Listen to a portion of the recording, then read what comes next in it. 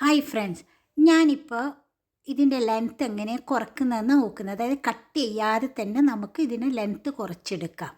അതിനിപ്പോൾ എനിക്ക് 2 inch length കുറക്കണം. ഞാനിപ്പോൾ ഇതവിടെ 1 ഇഞ്ച് മാർക്ക് ചെയ്തിട്ടുണ്ട്. ഈ സ്റ്റിച്ച് ചെയ്തില്ല, സ്റ്റിച്ച് ചെയ്ത് അതേ അവിടെ പിന്ന് കുത്താം. ഈ പിന്ന് കുത്തിയിട്ട് നമുക്കൊന്ന് ഇവിടെ സ്റ്റിച്ച് ചെയ്തെടുക്കണം. ഇത് മടക്കി വെച്ചില്ലേ, മടക്കി സ്റ്റിച്ച് ചെയ്ത് ഈ ഭാഗമില്ല, ഈ ഭാഗത്തിൻ്റെ സൈഡിൽ കൂടി സ്റ്റിച്ച് ചെയ്തെടുക്കണം.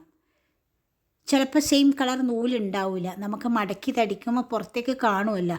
അപ്പോൾ ഇങ്ങനെ ചെയ്ത് കഴിഞ്ഞാൽ ആദ്യത്തെ സ്റ്റിച്ച് അവിടെ നിൽക്കുകയും ചെയ്യും. നമുക്കിതിപ്പോൾ വാഷ് ചെയ്യുമ്പോൾ ലെങ്ത്ത് കുറഞ്ഞു പോയി കഴിഞ്ഞാൽ അത് ലെങ്ത്ത് കൂട്ടാനും പറ്റും. വേണമെങ്കിൽ ഇനി ഒരു 1/2 ഇഞ്ച് കൂട്ടണമെന്ന് തോന്നിക്കഴിഞ്ഞാൽ നമുക്കിത് അയച്ച് ഇതുപോലെ സ്റ്റിച്ച് ചെയ്തെടുക്കാം. മറ്റേത് കട്ട് ചെയ്ത പിന്നെയും മടക്കി തയ്ച്ചാൽ പിന്നെ അത് കുറച്ചും കൂടി ബുദ്ധിമുട്ടല്ല. അപ്പോൾ ഇതാകുമ്പോൾ എളുപ്പമാണ്.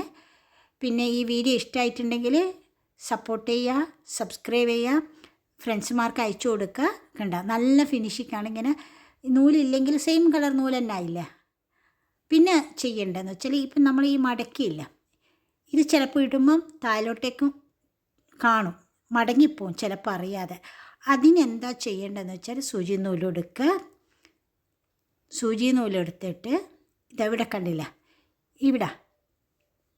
ഇവിടെ ഒന്ന് ജസ്റ്റ് ഒന്ന് ഒരു സ്റ്റിച്ച് കൊടുക്കുക. ഒന്ന് കെട്ടിട്ടിട്ട് 2 സൈഡും അങ്ങ് കൊടുത്താൽ അപ്പോൾ നമുക്ക് ഇടുമ്പോൾ താഴോട്ടേക്ക് മടങ്ങി വരില്ല. അല്ലെങ്കിൽ ചിലപ്പോൾ അത് താഴോട്ടേക്ക് മടങ്ങി വരാൻ സാധ്യതയുണ്ട് വാഷ് ചെയ്യുമ്പോഴല്ലോ. അപ്പം ഇങ്ങനെയാകുമ്പോൾ അവിടെ തന്നെ നിന്നോളൂ.